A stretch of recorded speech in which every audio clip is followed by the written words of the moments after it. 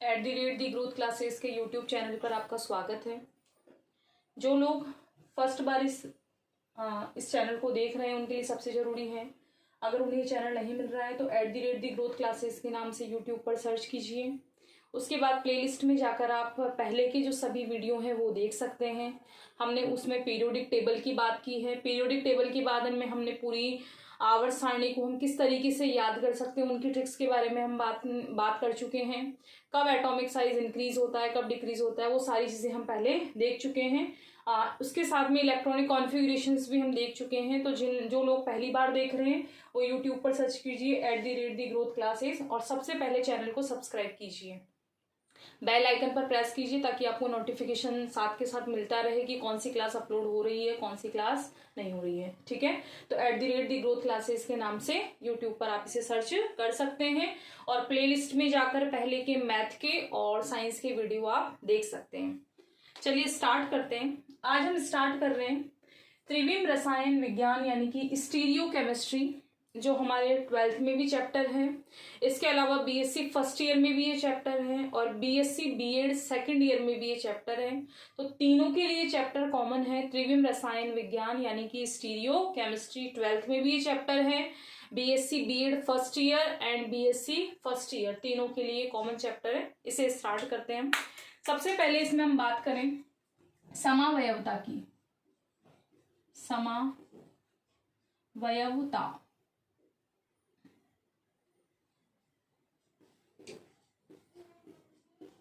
समावयवता isomerism.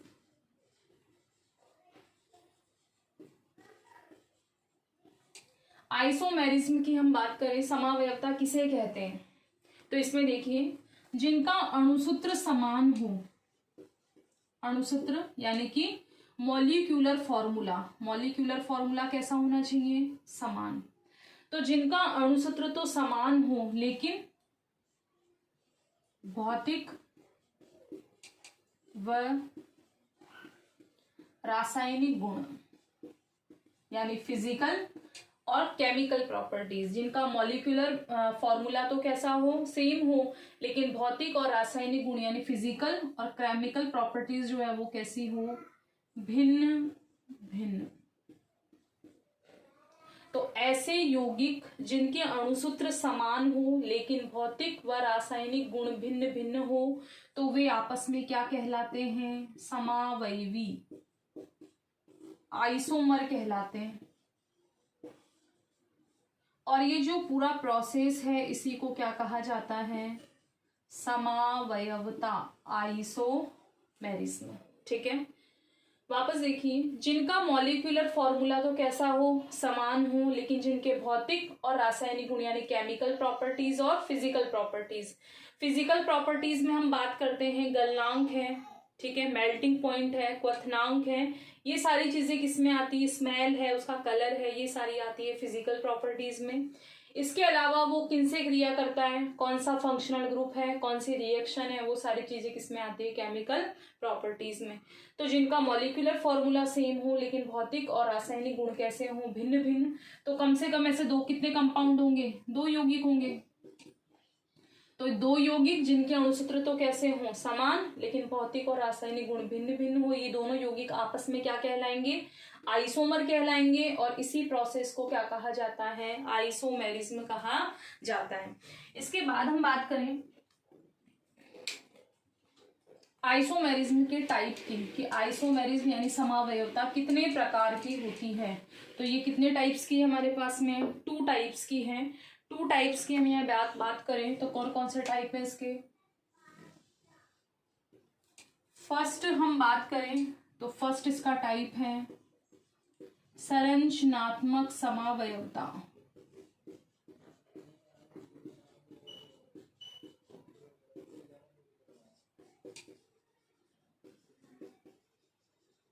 Structural isomerism. और दूसरी हमारे पास में त्रिविम समावयवता। त्रिविम यानी वही स्टीरियो।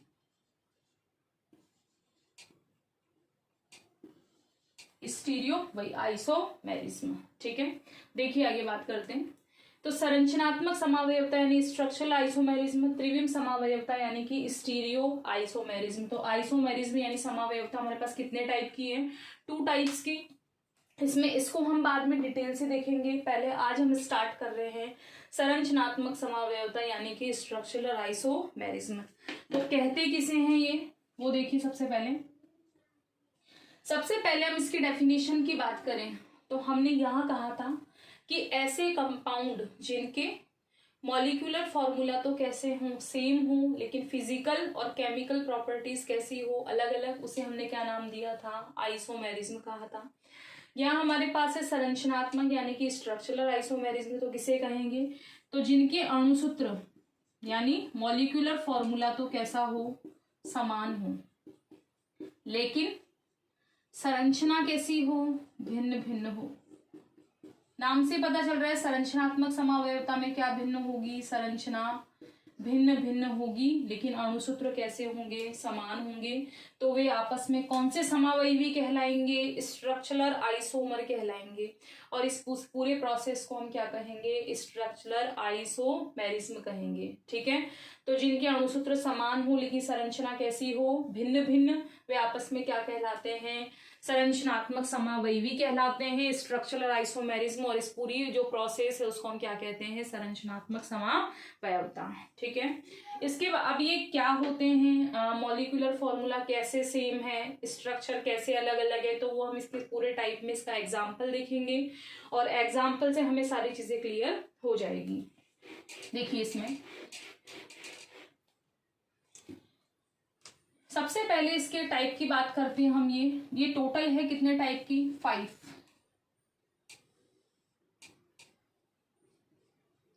टोटल हमारे पास कितने टाइप की है ये, 5 की। सबसे पहले है उसमें स्थिति समावयवता। स्थिति समावयवता यानी कि पोजीशन आइसोमेरिज्म, स्थिति समावयवता यानी पोजीशन आइसोमेरिज्म। उसके बाद है श्रृंखला समावयवता, चेन आइसोमेरिज्म। ये तो हो गई पोजीशन, ये वाली कौन सी हो गई, चेन आइसोमेरिज्म। ठीक है, फर्स्ट वाली हो गई स्थिति, सेकंड वाली हो गई श्रृंखला, थर्ड हम बात करें किसके, क्रियात्मक समूह समावयवता, क्रियात्मक समूह समावयवता। ठीक है, functional group, functional group isomerism. ठीक है, स्थिति हो गई, श्रृंखला हो गई, क्रियात्मक हो गई। चौथी हमारे पास मध्यावयवता, मध्यावयवता मेटामेरिज्म। थर्ड हमारे पास हो गई मेटामेरिज्म। और लास्ट हमारे पास जो 5th है वो है चलावयवता, टोटोमेरिज्म। ठीक है, ये 5 टाइप हैं किसके, स्ट्रक्चरल आइसोमेरिज्म के, जिसमें फर्स्ट है पोजीशन आइसोमेरिज्म, सेकंड है चेन आइसोमेरिज्म, थर्ड है फंक्शनल ग्रुप आइसोमेरिज्म, फोर्थ है मेटामेरिज्म और 5th है चलावयवता यानी कि टोटोमेरिज्म। अब ये सारी क्या है, इनमें किस तरह के एग्जाम्पल हमारे पास आएंगे, वो सब हम इसके अंदर देखेंगे। तो फर्स्ट हम स्टार्ट कर रहे हैं कौन सी, स्थिति यानी कि पोजीशन आइसोमेरिज्म। सबसे पहले हमने आइसोमेरिज्म स्टार्ट किया, इसके हमने 2 टाइप देखे। 2 टाइप में से हम कौन से टाइप की बात कर रहे हैं, फर्स्ट। और फर्स्ट में भी हमारे पास टोटल कितने टाइप हैं, यहाँ पर 5 टाइप हैं। ठीक है, सबसे पहले स्टार्ट करते हैं स्थिति यानी कि पोजीशन आइसोमेरिज्म।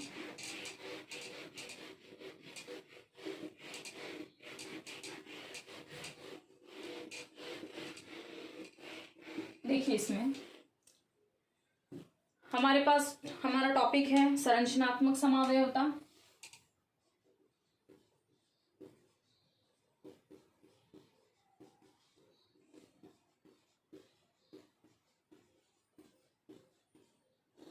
यानी कि स्ट्रक्चरल आइसोमेरिज्म।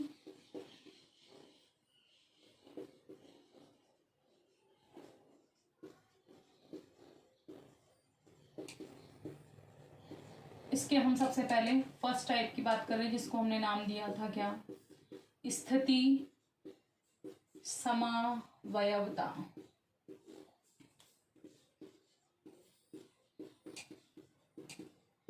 Position isomerism. ठीक है, स्थिति समावयवता यानी कि पोजीशन आइसोमेरिज्म की हम बात करें तो क्या होता है, देखिए स्थिति समावयवता नाम से पता चल रहा है पोजीशन चेंज हो जाए। ठीक है, किसकी चेंज हो जाए पोजीशन, फॉर्मूले में जो भी हमारे पास सब्स्टिट्यूट है, प्रतिस्थापी है उसकी। जैसे एग्जांपल देखते हैं हम यहाँ पर, हमने एग्जांपल ले लिया C3H8O, C3H8O। अब हम जानते हैं कि C3 हमें पता होना चाहिए कि कार्बन अगर 3 है तो 3 कार्बन वाले से क्या बनेगा, उसकी हम यहाँ बात करें तो देखिए इसके अंदर हमारा जो फॉर्मूला है वो तो हो गया C3H8O। अब हम इसे किस तरीके से लिख सकते हैं, तो देखिए इसमें ये तो हमारे पास में क्या हो गया, अणुसूत्र हो गया। ठीक है, मॉलिक्यूलर फॉर्मूला हो गया। इसमें हम क्या कर सकते हैं, CH3 CH2 CH2OH। ठीक है, एक हमने बनाया इससे CH3 CH3OH। सबसे पहले इन दोनों के IUPAC नेम देखते हैं। ठीक है, यहाँ नंबरिंग हमेशा फंक्शनल ग्रुप से दी जाती है, क्रियात्मक समूह से। इसमें हमारा फंक्शनल ग्रुप कौन है, OH। OH क्या होता है, एल्कोहल होता है। तो इसके पास वाले कार्बन को हम 1 नंबर देंगे, इसे 2 देंगे और इसे कितना देंगे, 3। 3 कार्बन वाले को क्या कहा जाता है, प्रोपेन। और प्रोपेन में जब ऑल जुड़ेगा, एल्कोहल, एल्कोहल में सफिक्स क्या लगता है, ऑल, तो ये हमारा क्या हो जाएगा, 1 पे जुड़ा हुआ है OH, तो इसका नाम क्या हो जाएगा, 1 प्रोपेनॉल। ठीक है, इसमें हम नंबरिंग यहां से दें तब भी 2 पर आएगा, यहां से दें तब भी 2 पर आएगा, तो इसको हम कहीं से भी दे सकते हैं, 1 2 3। तो 2 पर ऑल है तो इसका नाम क्या हो जाएगा, 2 प्रोपेनॉल। ठीक है, हमने ये दो पोजीशन आइसोमेरिज्म बनाए। इनमें क्या है देखिए, पहले इनका फॉर्मूला देख लेते हैं कि दोनों का फॉर्मूला सेम है या फिर नहीं है। हमारे पास C3 था तो हमारे पास कार्बन 3 है, तो दोनों में 1 2 3, इसमें भी है 1 2 3। 3 कार्बन है, हाइड्रोजन कितने, 8। इसमें देखिए 3 4 5 6 7 और ये कितने हो गए, 8। इसमें भी हम बात करें 3 है और 2 यहाँ पर है, तो टोटल कितने हाइड्रोजन हो गए, 8। और ऑक्सीजन दोनों में कितना है, इसमें भी 1 है और इसमें भी कितना है, 1 है। लेकिन दोनों में अंतर क्या है कि इसमें जो एल्कोहल ग्रुप की पोजीशन है, OH ग्रुप की जो स्थिति है वो कौन से नंबर के कार्बन पर है, 1 नंबर के कार्बन पर है। जबकि इसमें अगर हम OH की बात करें तो इसमें कौन से नंबर के कार्बन पर है, 2 पर है। तो इसका मतलब इन दोनों का मॉलिक्यूलर फॉर्मूला तो क्या है, सेम है। इन दोनों का मॉलिक्यूलर फॉर्मूला सेम है, लेकिन फंक्शनल ग्रुप की जो पोजीशन है वो दोनों में कैसी है, अलग अलग है।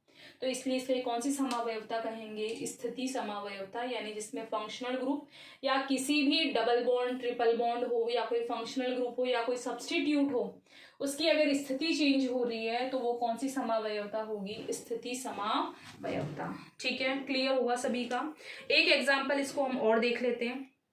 देखिए दूसरा एग्जाम, ये हमने फर्स्ट एग्जाम्पल ले लिया, दूसरा एक और देखते हैं। C4H8 यानी C हमारे पास कार्बन जो है वो हमारे पास 4 हैं और हाइड्रोजन कितने हमारे पास में 8 हैं। इसकी बात करते हैं हम।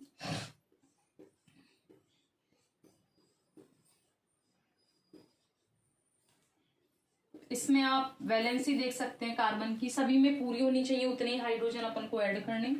जैसे इसकी हम बात करें तो 2 वैलेंसी तो इधर पूरी हो रही है और 1 इधर पूरी हो रही है और 4 ये, तो कार्बन 4 वैलेंसी पूरी कर रहा है। इसमें भी कितनी वैलेंसी पूरी कर रहा है, 4, यानी सभी कार्बन 4 वैलेंसी को पूरे करने चाहिए। उसके बाद हमने इसको बनाया CH3 CH double bond CH3।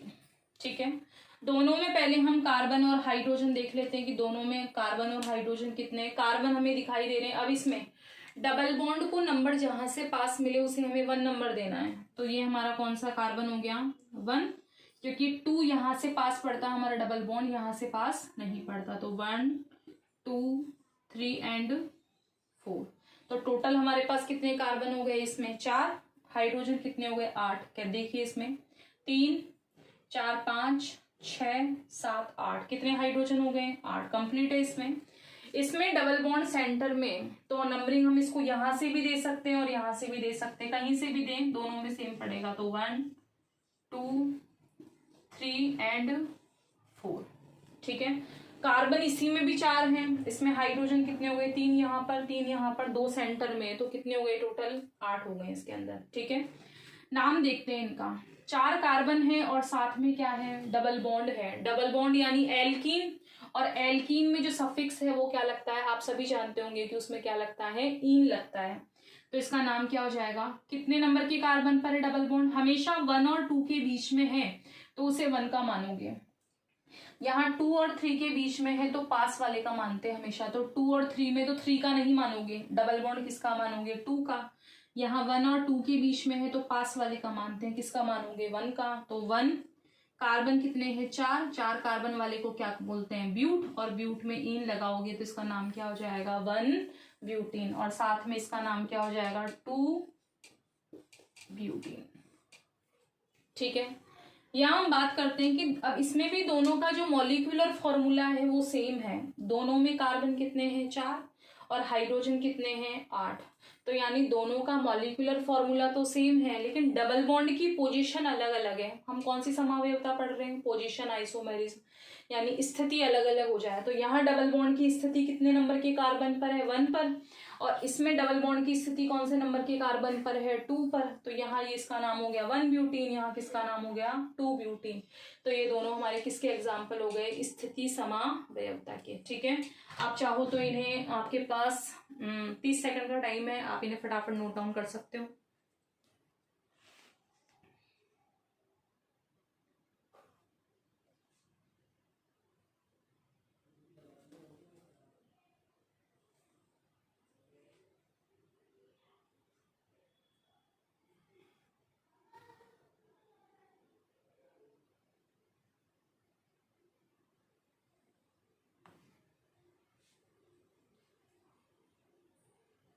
ठीक है। देखिए आगे बात करते हैं। हमने स्थिति समावयवता के 2 एग्जाम्पल देख लिए। ऐसे कई सारे एग्जाम्पल हो सकते हैं जिसमें ट्रिपल बॉन्ड की पोजीशन चेंज हो, या किसी सब्स्टिट्यूट की पोजीशन चेंज हो, या किसी फंक्शनल ग्रुप की पोजीशन चेंज हो। कुल मिलाकर हमें इसमें क्या देखना है? पोजीशन। अगर पोजीशन चेंज हो रही है तो वो हमारी कौन सी आइसोमेरिज्म हो जाएगी? पोजीशन आइसोमेरिज्म, यानी कि स्थिति समावयवता। इनमें एक चीज और देखते हैं, दोनों में फंक्शनल ग्रुप कौन था? अल्कोहल था, यानी फंक्शनल ग्रुप चेंज नहीं हो रहा। इन दोनों में क्या था हमारे पास? डबल बॉन्ड, यानी एल्कीन था। दोनों ही हमारे पास क्या है? एल्कीन है, यानी चेन हमारे पास एक जैसी है।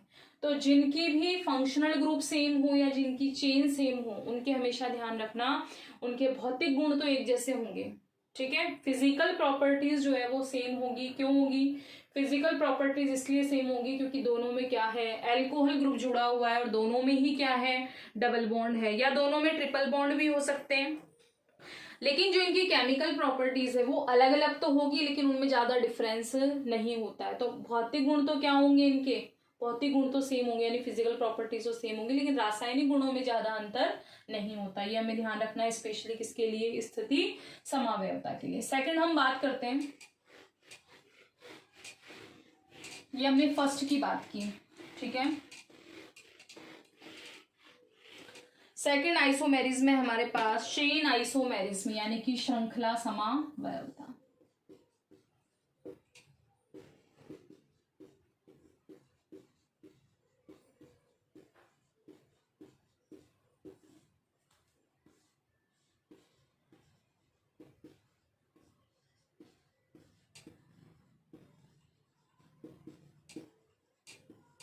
देखिए चेन आइसोमेरिज्म, इसमें भी वही हम पहले वही फॉर्मूला लेंगे, और फॉर्मूले में किसको अलग कर देंगे? अब यहाँ पर हम चेन को अलग कर देंगे। ठीक है। एग्जाम्पल से समझते हैं। हमने एग्जाम्पल लिया ब्यूटेन का, ले लेते हैं C4H10। ठीक है। देखिए इसमें CH3, 4 कार्बन है, इसका मतलब हमें क्या बनाना है? ब्यूटेन। तो कितने कार्बन हो गए हमारे पास, 1 2 3 4 कार्बन। हाइड्रोजन कितने हो गए, यहाँ पे 3, यहाँ पे 3 और 2 हमारे 2 सेंटर में, तो टोटल हमारे पास कितने हो गए 10। इसका नाम हम क्या रख दें, क्या निकलेगा इसका आईयूपीएसी नाम, ब्यूटेन। 4 कार्बन है, सभी बॉन्ड कैसे है, सिंगल है, तो इसमें नाम क्या हो गया हमारे पास में इसका ब्यूटेन हो गया है। ठीक है, उसके बाद हम बात करें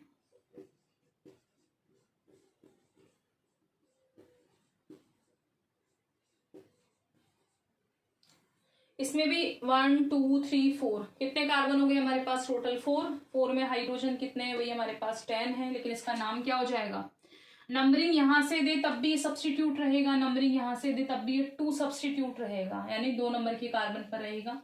इसका नाम क्या हो गया हमारे पास 2 पर कौन सा ग्रुप जुड़ा हुआ है, मिथाइल ग्रुप जुड़ा हुआ है, तो 2 मिथाइल। 1 2 3 कितने कार्बन है हमारे पास 3, तो इसका नाम क्या हो गया 2 मैथिल प्रोपेन। ठीक है, 2 मैथिल प्रोपेन। देखिए अब इसका हम और कोई आइसोमर बनाना चाहे तो वो पॉसिबल नहीं है। जब भी आइसोमर आप बना रहे हैं तो सबसे पहले ये ध्यान दीजिए कि आइसोमर में हमेशा नाम चेंज आना चाहिए। अगर आईयूपीएसी नाम अलग अलग आ रहा है तो इसका मतलब वो आइसोमर है, लेकिन अगर आईयूपीएसी नाम सेम आ रहा है तो इसका मतलब वो आइसोमर नहीं है। तो ब्यूटेन की हमने कितने आइसोमर बनाए, 2, यानी 2 समावयवी बनाए। एक में क्या है, हमने नॉर्मल चेन बनाई जिसका नाम क्या है ब्यूटेन, एक में हमने एक ब्रांच निकाल दी तो ये क्या हो गया 2 मैथिल प्रोपेन। इसमें कोई ब्रांच, कोई शाखा नहीं है, इसलिए इसको हम क्या कहते हैं, अशाखित। इसमें कितनी ब्रांच है, एक ब्रांच है, तो इसको क्या बोल सकते हैं हम, ब्रांच तो है, भले वो 1 हो या 2 हो, तो इसको क्या बोलेंगे ब्रांच। ठीक है, तो ये तो हो गए अनब्रांच और ये कौन सी हो गई, 1 ब्रांच है इसके अंदर, यानी शाखित है ये। इन दोनों का फॉर्मूला क्या है, सेम है, लेकिन दोनों में जो शाखाओं की संख्या है, जो ब्रांचेस है वो अलग अलग है। इसमें कोई ब्रांच नहीं है, यानी ये 0 ब्रांच वाला है।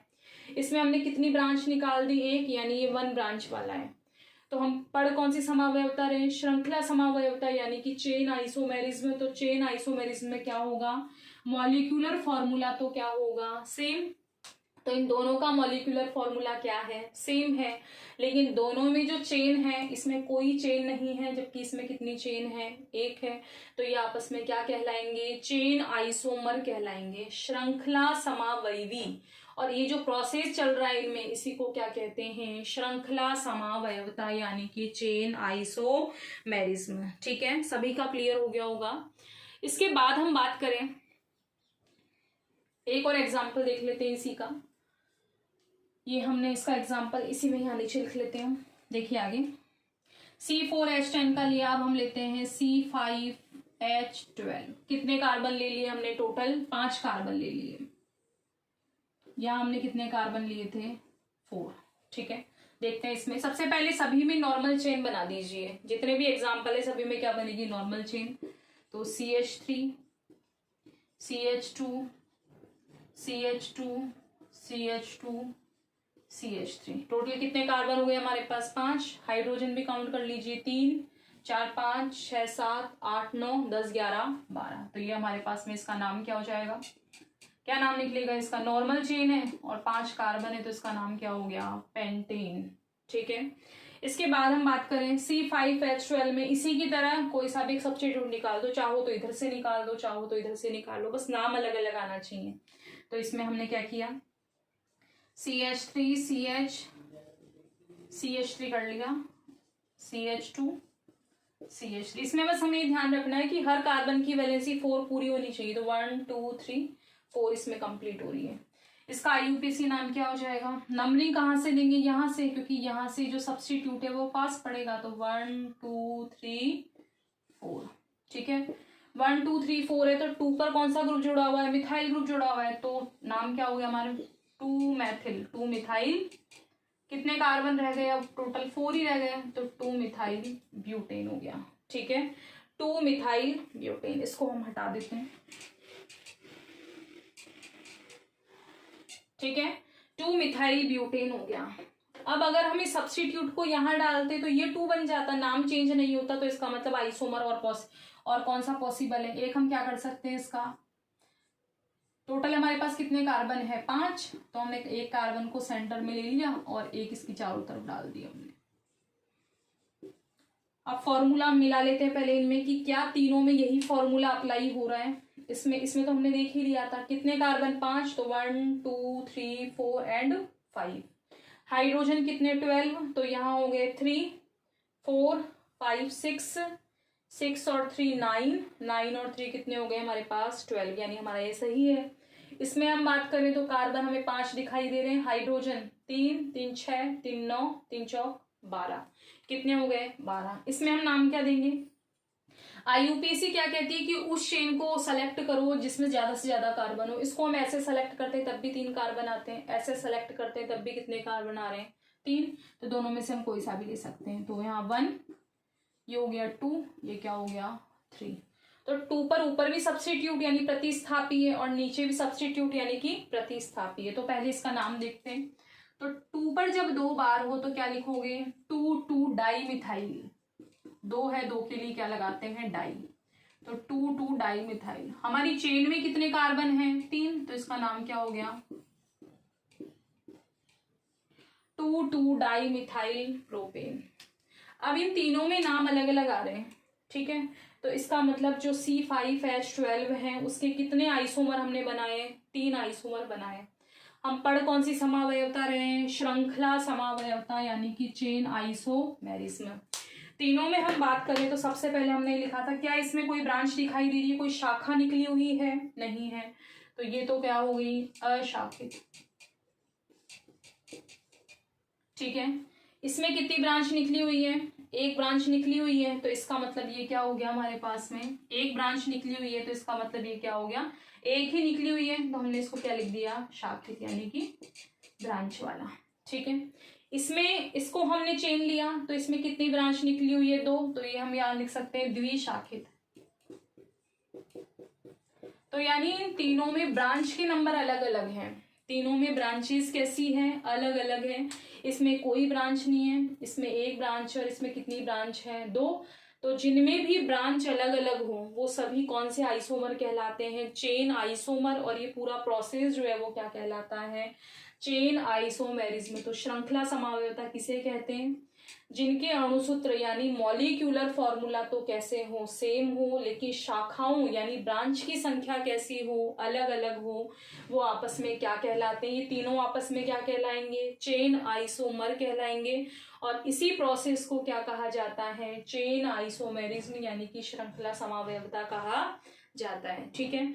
इसमें भी तीनों में कार्बन के सेम थे, तीनों का मॉलिक्यूलर फॉर्मूला सेम है, तो तीनों की जो फिजिकल प्रॉपर्टीज है यानी जो भौतिक गुण हैं वो तीनों के कैसे होंगे, समान होंगे। लेकिन तीनों में क्या है, कुछ ना कुछ कार्बन की पोजीशन अलग अलग हो रही है, किसी में नीचे किसी में ऊपर किसी में एक ब्रांच में निकला हुआ, तो इनकी जो केमिकल प्रॉपर्टीज है उसमें थोड़ा बहुत क्या आ जाता है अंतर। तो आज हमने बात की संरचनात्मक समावयवता की, इसके 2 टाइप हम पढ़ चुके हैं, 10 टाइप हम नेक्स्ट क्लास में इसको देखेंगे, ठीक है। इसको आप ध्यान से एक बार पढ़ना और जो भी समझ में नहीं आया वो आप कमेंट में लिखकर भेज सकते हो। Thank you so much. और हाँ, @ ग्रोथ क्लासेस के नाम से आप इसे सर्च कर सकते हैं। और सबसे पहले अगर अभी तक किसी ने सब्सक्राइब नहीं किया है तो सबसे पहले उसको सब्सक्राइब कीजिए, और अगर आपको वीडियो पसंद आ रहा है तो उसे लाइक और शेयर कीजिए। Thank you so much.